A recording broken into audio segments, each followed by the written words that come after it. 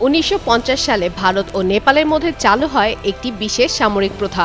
সেই প্রথা অনুযায়ী দুই দেশের সেনাপ্রধানকে পরস্পরের সম্মানসূচক জেনারেল পদমর্যাদা দেওয়া হয়। এবার সেই সম্মান পেলেন ভারতের সেনাপ্রধান জেনারেল ধীরাজ শেঠ।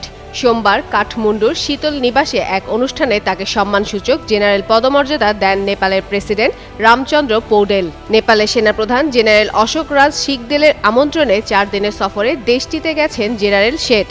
রোববার নেপালে পৌঁছান তিনি। সুস্থ জীবন, সুন্দর পৃথিবী। সফরের শুরুতে নেপালের সেনাপ্রধানের সঙ্গে বৈঠক করেন জেনারেল শেঠ।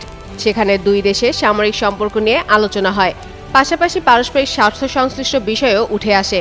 সোমবার নেপাল সেনাবাহিনীর কাছে সামরিক ও চিকিৎসা সরঞ্জাম হস্তান্তর করেন ভারতীয় সেনাপ্রধান। পরে সেনা সদর দপ্তর প্রাঙ্গণে একটি গাছের চারা রোপণ করেন। এরপর তিনি গার্ড অব অনার গ্রহণ ও পরিদর্শন করেন। নেপালে নিযুক্ত ভারতের রাষ্ট্রদূত নবীন শ্রীবাস্তবের সঙ্গেও বৈঠক করেন জেনারেল শেঠ। ভারত ও নেপালের সামগ্রিক সম্পর্ক আরও শক্তিশালী করার বিভিন্ন দিক নিয়ে তাদের মধ্যে আলোচনা হয়।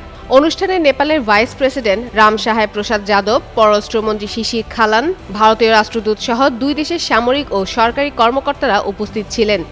ভারতীয় দূতাবাস বলেছে, জেনারেল শেঠের সফর দুই দেশের দীর্ঘদিনের বিশেষ প্রতিরক্ষা সম্পর্ককেও আরও জোরদার করবে।